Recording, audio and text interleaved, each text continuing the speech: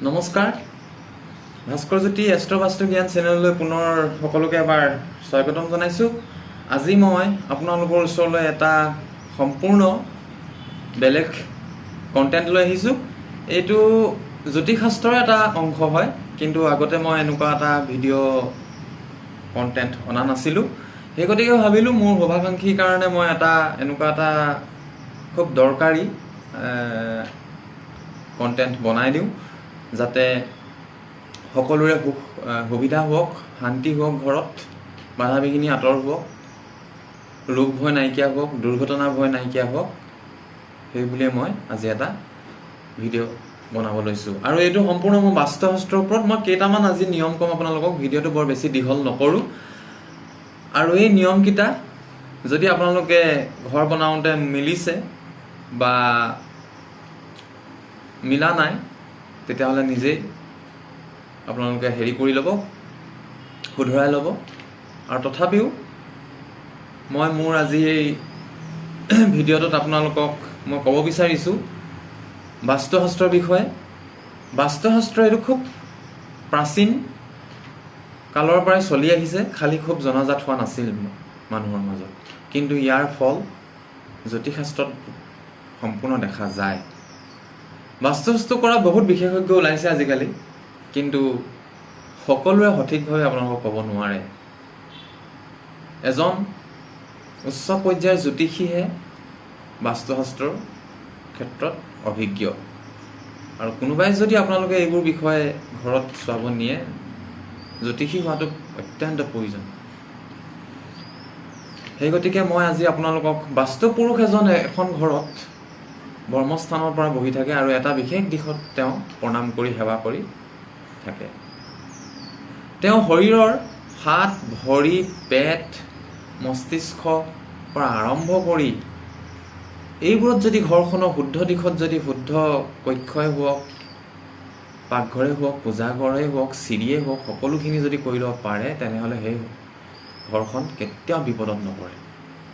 কিন্তু যদি কেনেবাকৈ সেইখন ভুল হয়, তেতিয়াহ'লে কিন্তু বাধা বিঘিনি সেইখন ঘৰত আহি থাকিব।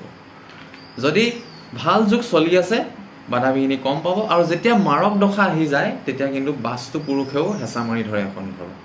বিভিন্ন ধৰণৰ অঘটন সেইকাৰণে আমি শুনিব পাওঁ।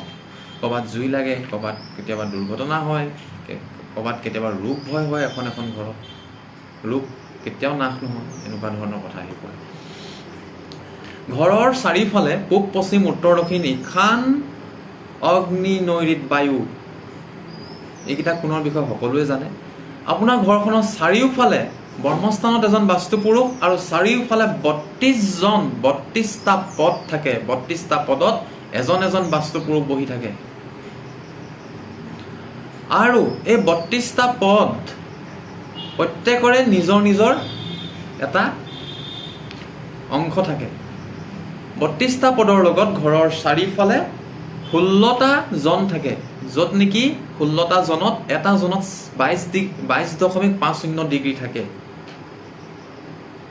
টোটেল 360 ডিগ্ৰী থাকে গোটেই ঘৰখনত। 360 ডিগ্ৰীৰ ভিতৰত আপোনাৰ পূব দিশত যিকেইজন বহি থাকে বাস্তু দেৱতা, পূবমুখী ঘৰ হ'লেই যে আপুনি পূব দিশত এখন মুখ্য দুৱাৰ বনাই দিব, সেইটো নহয়। পূব দিশত 3টা স্থান আছে মুখ্য দুৱাৰৰ। ইন্দ্ৰ, জয়ন্ত আৰু মহেন্দ্ৰ, এই 3জন বাস্তু পুৰুষৰ স্থানত যদি দুৱাৰখনৰ পৰি যায়, তেতিয়াহ'লে সেইখন ঘৰত চিন্তা নাই। পশ্চিম দিশতো তেনেকৈ দুৱাৰ বহোৱা স্থান আছে।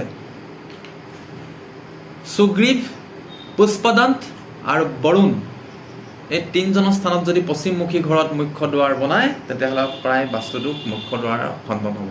দক্ষিণমুখী ঘৰত এটাহে স্থান আছে, ভাল স্থান, গৃহৰক্ষক। গৃহৰক্ষক এজন এনেকুৱা দেৱতা ৰক্ষা কৰিব। দক্ষিণমুখী ঘৰ খুব চেলেঞ্জিং ঘৰ হয় এটা পৰিয়ালৰ কাৰণে। মই বৰ বিশেষ নকওঁ, মানুহে ভয় খাই যাব, কিন্তু বহুত চেলেঞ্জিং। দক্ষিণমুখী ঘৰ হ'লে যে বেয়া সেইটো নহয়, কিন্তু পূব আৰু উত্তৰ আৰু পশ্চিম দিশ মিলাব লাগিব সেইখন ঘৰত। ঠিক সেইদৰে উত্তৰমুখী ঘৰ আটাইতকৈ শুভ। উত্তৰমুখী ঘৰ, তাত আপোনাৰ উত্তৰমুখী ঘৰতো আপোনাৰ ঠিক তেনেকৈ দেৱতা থাকে। ভাল্লাত থাকে, সোম থাকে, তেওঁলোকৰ স্থানত যদি দুৱাৰ বহাই দিয়ে খুব ভাল হয়। ঠিক সেইদৰে জল তত্ত্ব বিভাগটো যদি দিব পাৰে ভাল, অগ্নিতত্ত্ব বিভাগ দিব লাগিব, পৃথিৱী তত্ত্ব শক্তিশালী কৰিব লাগিব, বায়ু তত্ত্ব শক্তিশালী কৰিব লাগিব। কিটচেনটো কোনটো দিশত হ'ব আপোনালোকৰ, চিৰিখন কোনটো দিশত হ'ব, ঘৰৰ গেৰেজটো কোনটো দিশত হ'ব, আপোনালোকে ফুলনি বাগিচা কৰিছে কোনটো দিশত হ'ব, এই সকলোবোৰ বাস্তুশাস্ত্ৰ নিয়ম মতে হয়। ল'ৰাৰ শুৱনি কোঠা, ল'ৰাৰ পঢ়া কোঠালি, 50 বছৰ ঊৰ্ধৰ দম্পতীৰ খোৱা কোঠালি, খোৱা ৰুম, বেডৰুম, ছোৱালীৰ বেডৰুম কোনটো দিশত থাকিলে ছোৱালীৰ বিবাহৰ ক্ষেত্ৰত বাধা আঁতৰ হয়, পঢ়া শুনাত ভাল হয়, সম্পৰ্ক ভাল হৈ থাকে, এইবোৰ সকলোবোৰ বাস্তুশাস্ত্ৰৰ মতে চাব পৰা যায়। মই আপোনালোকক বৰ বেছি নকওঁ আজি। বাস্তু দোষ থাকিলে মানে মই কৈছোঁ অৰ্থহানি, স্বাস্থ্যহানি, ৰোগ ভয়, দুৰ্ঘটনা ভয়, সম্বন্ধ সম্পৰ্কত ভয়, এইবোৰ সকলোবোৰ দেখা পোৱা যায়। মই আপোনালোকক আজি এটা সামান্য উদাহৰণ দিছোঁ। মই পূব দিশৰ কেইজনমান আপোনালোকক হেৰি কথা ক'লোঁ, বাস্তু দেৱতাৰ কথা ক'লোঁ। সেই বাস্তু দেৱতাকেইজন য'ত বহে তাত মুখ্য দুৱাৰ দিব লাগে ক'লোঁ। ঠিক তেনেকৈ দুৱাৰ, খিৰিকীৰ পৰা আৰম্ভ কৰি, পূজা কৰা ঘৰৰ পৰা আৰম্ভ কৰি, পানী বৰিঙৰলৈকে, সকলোবোৰ ঘৰৰ পুখুৰীটোলৈকে সকলোবোৰ দিশ আছে। এটা উদাহৰণ দিওঁ, পূব দিশত 67 ডিগ্ৰীৰ পৰা 90 ডিগ্ৰীৰ ভিতৰত মুখ্য দুৱাৰ হ'ব লাগে পূব দিশত। কাৰণ পূব দিশটো যে আপোনাৰ সন্মুখ দিশটোৱে পূব সেইটো নহয়, কেতিয়াবা সূৰ্যটো ঘূৰিও থাকে, সেইটো চাগে ঈশান কোনো হ'ব পাৰে, আপোনাৰ ঘৰটো অগ্নি কোনো হ'ব পাৰে, নৈৰিত কোনো হ'ব পাৰে, বায়ুক কোনো হ'ব পাৰে। সেইকাৰণে মই পূব দিশৰ দুৱাৰৰ কথা ক'লোঁ। 67ৰ পৰা 90 ডিগ্ৰীৰ ভিতৰত মুখ্য দুৱাৰ। পশ্চিম দিশত 247 ডিগ্ৰীৰ পৰা 270 ডিগ্ৰীৰ ভিতৰত মুখ্য দুৱাৰ হ'ব পাৰে। উত্তৰ দিশত 337 ডিগ্ৰীৰ পৰা 360 ডিগ্ৰীৰ ভিতৰত মুখ্য দুৱাৰ হয়। দক্ষিণ দিশত 157 ডিগ্ৰী বা 180 ডিগ্ৰীৰ ভিতৰত মুখ্য দুৱাৰ পৰিবই লাগিব এই চাৰিটা দিশত। আৰু বহুত তেনেকুৱা ধৰণৰ কথা আছে। মই আপোনালোকক কেৱল আজি এটা হেৰি দিছোঁ, হিণ্টছ এটা দিছোঁ। আৰু আপোনালোকে যদি বাস্তু চোৱাব বিচাৰে তেতিয়াহ'লে মই অহা মাহৰ পৰা ভাবিছোঁ সমগ্ৰ উজনি অসমে বাস্তুশাস্ত্ৰৰ কাৰণে মই ভ্ৰমণ কৰিম। কাৰোবাক যদি লাগে মোৰ ডেছক্ৰিপশ্যনত নাম্বাৰ আছে, মোৰ নাম্বাৰত যোগাযোগ কৰিব। আৰু মোৰ এই ভিডিঅ'টো আপোনালোকে শ্বেয়াৰ কৰি দিব, মোৰ চেনেলটো ছাবস্ক্ৰাইব কৰাই দিব শুভাকাংক্ষীসকলৰ মাজত, মোৰ ভিডিঅ'বোৰ শ্বেয়াৰ কৰি দিব। কাৰণ বাস্তু নিয়ম মতে চলিলে সেইখন ঘৰত মাৰক গ্ৰহৰ দশাও যদি চলে বাস্তুশাস্ত্ৰই বচাই দিয়ে, আৰু যদি ভাল গ্ৰহৰ দশা চলে বাস্তুশাস্ত্ৰই কিন্তু ভুল থাকিলে হানি ঘটায়।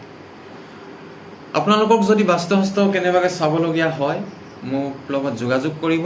মোৰ ইউটিউব চেনেলটো প্ৰতিটো ভিডিঅ'ত মোৰ ডেছক্ৰিপশ্যনত মোৰ হোৱাটছএপ নাম্বাৰ দিয়া থাকে, মোক কল কৰিব। কিন্তু মোৰ এটা ব্যক্তিগত এটা পাৰ্টিকুলাৰ এটা মোৰ ফিজ আছে, কাৰণ বিভিন্ন ঠাই ভ্ৰমণ কৰি কিনি মই যাবলগীয়া হয়। মই গৈ কিনি যিটো বাস্তু মই বিধি দিম, এখন ঘৰ 50-60 বছৰ যিমান দিন থাকিব, এখন ঘৰ যিমান দিন বনোৱাৰ পিছত লাষ্টিং কৰিব, সিমান দিনেই মোৰ বিধি আপোনালোকক কাম কৰিব। আৰু মোৰ এটা ব্যক্তিগত আৰু পাৰ্টিকুলাৰ এটা ফিজ আছে। সেই ফিজটো আপোনালোকে কৰাৰ আগতে মোক সুধি ল'ব। ঠাই লৈ লৈ বেলেগ বেলেগ হয়। দূৰণি ঠাইলৈ যাবলৈ হ'লে মোৰ ফিজটো বেলেগ হয়, ওচৰ ঠাইলৈও অলপ ডিছকাউণ্ট হয়। আৰু আপোনালোকে বাস্তু দোষটো খণ্ডন কৰাবলৈ চাব। সন্তানৰ কাৰণে ভাল, নিজৰ কাৰণে ভাল, ধন অৰ্থাৎ টকা পইচা, বিবাহ, সম্বন্ধ, সম্পৰ্ক, ভ্ৰমণ, দুৰ্ঘটনা ৰোধৰ পৰা বাস্তু দোষে বহুত সহায় কৰে। সেই গতিকে আজিলৈ মই আপোনালোকৰ ওচৰলৈ ইমানেই আনিলোঁ এটা ভিডিঅ' বাস্তুশাস্ত্ৰ লৈ। ভিডিঅ'টো আপোনালোকে পুনৰ শ্বেয়াৰ কৰি দিব, আৰু আগন্তুক আহিবলগীয়া দিনত পুনৰ নতুন ভিডিঅ' বনাম। তাকে মই আজি ভিডিঅ'টো ইমানতে সামৰণি মাৰিছোঁ। নমস্কাৰ।